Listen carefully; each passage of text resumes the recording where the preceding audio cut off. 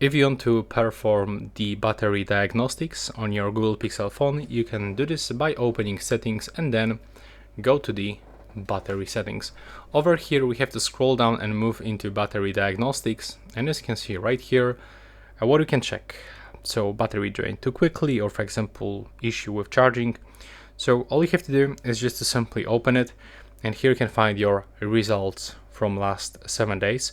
So in my case there's no any issue, but if you need more help you can quickly contact the support, or you can see more battery articles.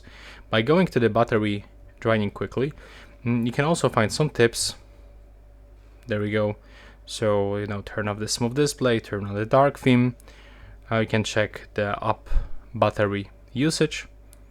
There's also option to go for the phone is warm, and over here you can check the battery temperature. When I'm gonna plug it in, take a look, the battery will simply start increasing its temperature. And now if you have one of this issue that is on the list, you can simply contact the support and simply ask them for fixes. And yeah, that's all. If you find it useful, please hit the like button, and thanks for watching.